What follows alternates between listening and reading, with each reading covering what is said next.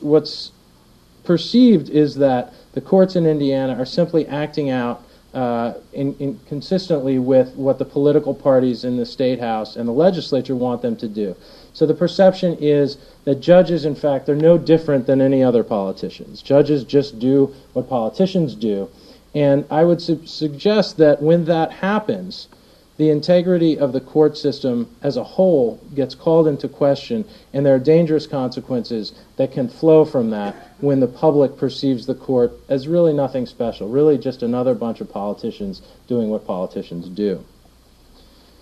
So I think we're faced now, and there's polling data that confirms this, with growing evidence that the courts are not held in the esteem that they once were. And we could probably spend a couple of weeks, certainly a few days here, talking about all the reasons why that may or may not be so. We don't have all that time, and I'll talk about a couple of things that I think play into that tonight. But obviously some folks have suggested that some of the seeds for that lay in the case Bush v. Gore that was decided after the 2000 election in Florida. A lot of Americans looked at that with this real cynical perspective when the judges sort of voted, as you would expect, consistent with their party politics. And some of you may remember that Justice Stevens, writing in dissent, having cast his vote for a continuation of the recount that would have favored Al Gore, said, "We may not ever really know who won this election, but the one thing we know for sure is who lost.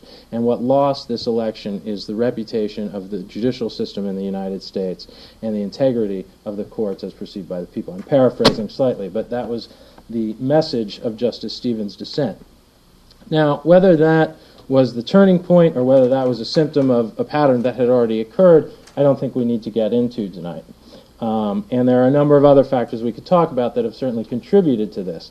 But I want to talk mostly about two particular issues, maybe two and a half. Perhaps one of the issues is divided in two, and maybe I'll say it's three topics.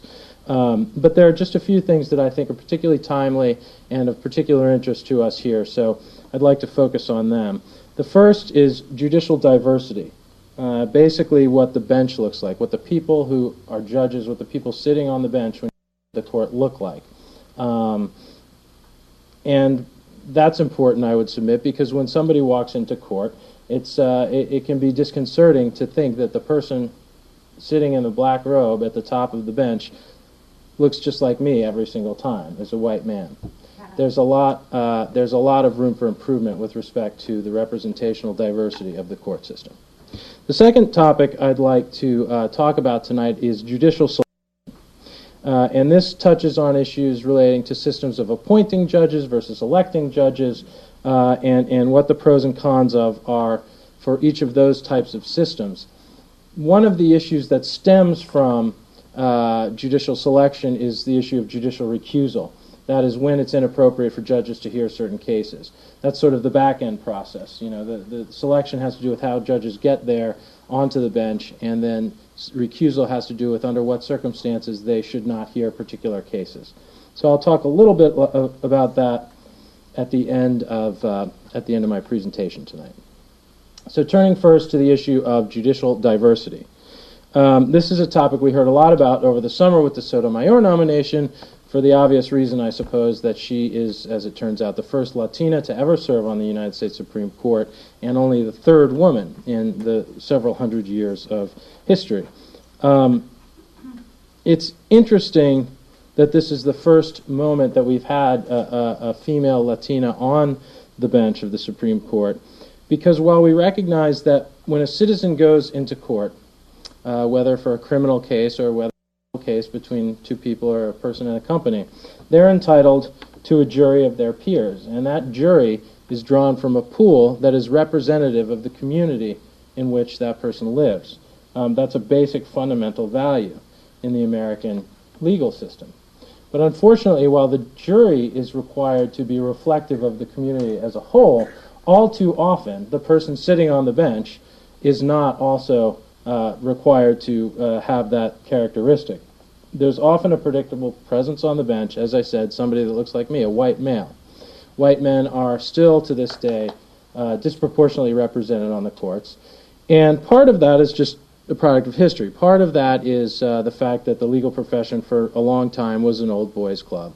And that's changing now. In the law schools, in the legal profession as a whole, we're seeing more diversity. More women are practicing as lawyers, more female law students. In fact, the law students now are slightly, by a slight majority, are predominantly female. And there are also more attorneys of color, more minorities that are practicing law. So there's every reason that diversity will increase as we move forward, but perhaps the courts haven't quite caught up to the rest of the system yet. As I said, Justice Sotomayor is the first Latina to serve on the Supreme Court. The other federal courts are also disproportionately white, disproportionately male. For example, the Eighth Circuit Court of Appeals, which covers states like Minnesota and a number of other Midwestern states, has, out of 11 judges, one woman. She's the only woman ever to serve on the Eighth Circuit. There's only been one in several hundred years of history. And she's actually the 10th oldest judge on the court, which is to say there are 11 judges. She was appointed 10 judges ago, and 9 additional judges have been appointed since she was placed on the bench. Every one of those has been a man. She's soon going to retire, and unless any other women are appointed in the next few years, we will go back to seeing the Eighth Circuit being an all-male bench. I would suggest that when you talk about public confidence in the court system, a court system, a judiciary that looks a bit more like America looks, will, in many parts of the community, engender greater confidence. Now that's the federal court system. State courts, as many of you may know, are where the majority of the action is. The vast percentage of cases that end up in court end up in state court. And state courts, the story is the same, if not in some cases worse. White men are overrepresented in state courts by large margins. The state appellate courts, they are overrepresented on average by 2 to 1. But that, of course, that aggregate figure doesn't capture some of the individual states and what we see happening there. Let me just give you 2 examples. Arizona is a state that is 40% non-white. So 2 out of every 5 people living in Arizona is not white. On the Supreme Court in Arizona, there's not a single judge that isn't white. So 40% of the public and 0% of the Supreme Court judges. Rhode Island is another state, 21% non-white population, but again, no minority judges on the Supreme Court. And on the Superior Court, the trial court in Rhode Island, again, 21% non-white, only 1 judge out of 22 Superior Court judges is not white.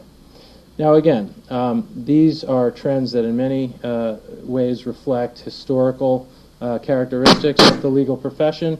There's every reason to think that these will change moving forward. But of course, states can do things to make things change faster or let things change more slowly.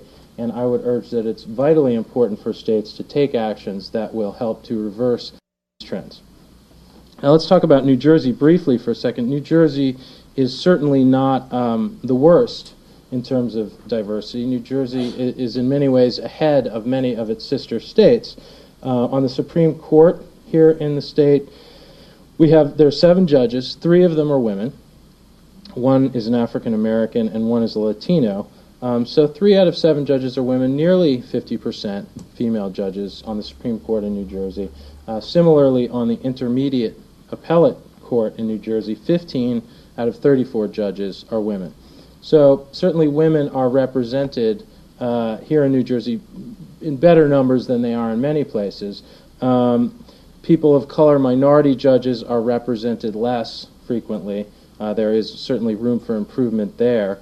Only 2 African American and 2 Latino judges serve out of all the 34 judges on the intermediate courts. And at the basic level, the trial level, the lowest level of courts here in New Jersey, the numbers are even worse. There are 371, nearly 400 judges. Only 85 of those are women. So at the trial court level, fewer than 1 in 4 judges are women, and the numbers are even much less for African American and Latino judges. So New Jersey, again, is certainly not by any stretch the most egregious offender, but it's also not at the top of the class, and there is a lot that can be done to improve the diverse